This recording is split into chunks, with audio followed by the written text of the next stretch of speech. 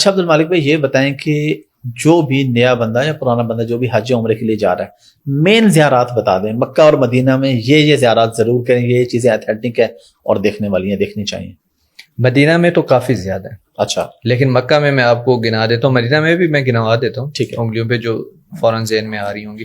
مکہ میں میں ساری زندگی مکہ میں گزری، اس لیے مکہ بہت زیادہ آسان ہے میرے لیے۔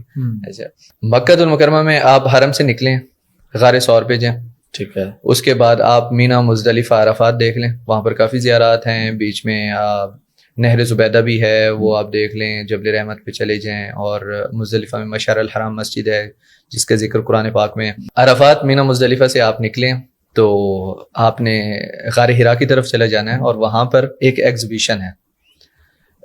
وہ ایگزیبیشن میں جو ہے نا، انہوں نے پورا بتایا ہوا ہے سیرت نبوی علیہ الصلوۃ والسلام کے بارے میں کہ کیسے نبوت نازل ہوئی، کیونکہ غار حرا پہ ہی پہلی بار نبوت، بالکل، تو اس کے بارے میں ایکسپلین کیا گیا ہے، اور اس غار کا ماڈل بھی بنایا گیا ہے وہاں پر۔ مثال کے طور پہ کوئی اوپر نہیں جانا چاہتا تو وہیں پر ہی وہ دیکھ لے کہ غار دکھتی کیسے ہے، اور ابھی شاید وہاں پہ کوئی لفٹ بھی بنانے جا رہے ہیں، وہ غار ثور پہ بنانے جا رہے ہیں، جس کے بارے میں مجھے الحمدللہ اللہ کا کرم ہے، میں دونوں جگہ گیا ہوں۔ اچھا، تو لیکن میں نے کہا اب لفٹ بن جائے گی تو پھر دوبارہ بھی جائیں گے انشاءاللہ۔ تو غار ثور پہ لفٹ بنانا جا رہے ہیں، وہاں پر بھی ایگزیبیشن بنے گی انشاءاللہ۔ تو وہاں سے غار حرا آپ گئے، غار حرا سے آتے ہوئے آپ جنت المالا جا سکتے ہیں، جہاں پر اما خدیجہ رضی اللہ عنہا کی قبر مبارک ہے، اور آپ صلی اللہ علیہ وسلم کے بیٹے قاسم کی، عبد الرحمن بن عوف، اور اسی طرح دیگر صحابہ کی، اسماء بنت ابو بکر صدیق رضی اللہ عنہ۔ تو وہاں پر آپ جنت المالا سے ہو کے پھر ساتھ ہی مسجد جن ہے، اس کی ہسٹری ہے کہ وہاں پر جن ایمان لے آئے تھے اور سورۃ الجن بھی نازل ہوئی تھی۔ اس کے بعد پھر آگے مسجد شجرہ ہے، وہاں سے پھر آپ مروہ والے گیٹ کے پاس پہنچیں گے، حرم کے پاس۔ تو وہاں پہ اگر آپ پہنچتے ہیں مروہ والے گیٹ کے پاس، تو اس کے سامنے ہی ہے وہ جگہ جو مکتب مکۃ المکرمہ لکھا ہوا ہوگا، جہاں پر ہمارے نبی پاک صلی اللہ علیہ وسلم کی پیدائش ہوئی صلی اللہ علیہ وسلم۔ اور ہم بچپن سے اس جگہ کے بارے میں سنتے آ رہے ہیں کہ یہ وہی جگہ ہے جہاں پر ہمارے نبی پاک صلی اللہ علیہ وسلم پیدا ہوئے۔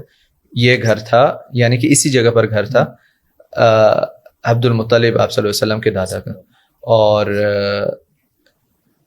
پھر وہیں پر وہی جو اس کے سامنے والا علاقہ ہے نا، وہیں پر قبیلہ بنو ہاشم رہتا تھا۔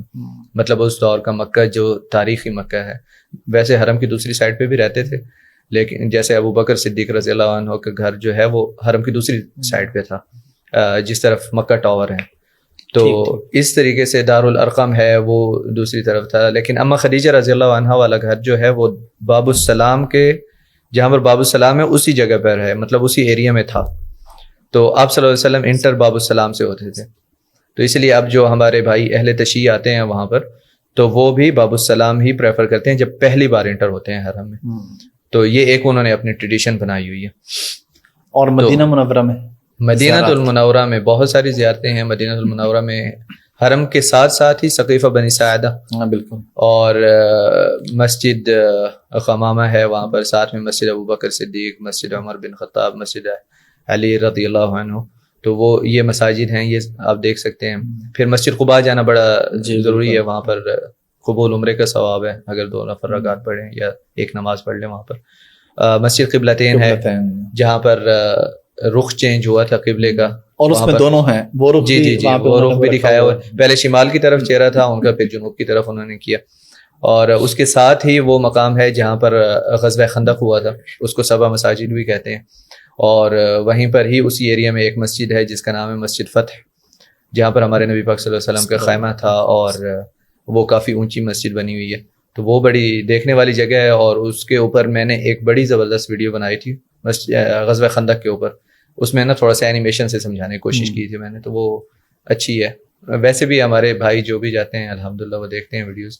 اور پھر میدان احد ہے، وہاں پر امیر حمزہ رضی اللہ عنہ آپ صلی اللہ علیہ وسلم کے چچا کی قبر ہے، سید الشہداء، ہاں سید الشہداء، اور 70 صحابہ کی قبریں ہیں، جامع قبر ہے وہاں پر، تو وہی مقام ہے جہاں پر غزوہ احد ہوا تھا۔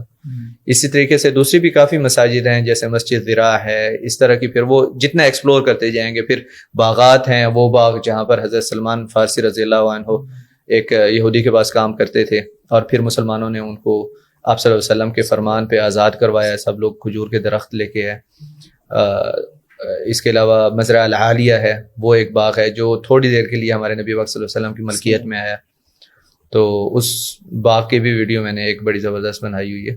اس باغ میں ہم لوگوں نے نا رمضان میں ہمارے نبی پاک صلی اللہ علیہ وسلم کا جو پسندیدہ کھانا تھا وہ جا کے بنا کے افطار میں اسی باغ میں کھایا تھا. سبحان اللہ. تو وہ ویڈیو ایک میرے بڑا دل کے قریب ہے ماشاء اللہ. تو اس طرح کی کافی زیارتیں اور بھی ہیں.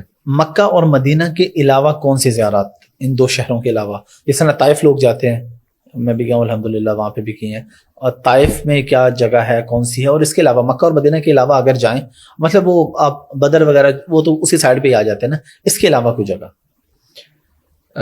طائف تو آپ نے ابھی ذکر کیا ہی ہے, طائف میں ہیں زیارتیں, وہاں پر بندہ جا سکتا ہے.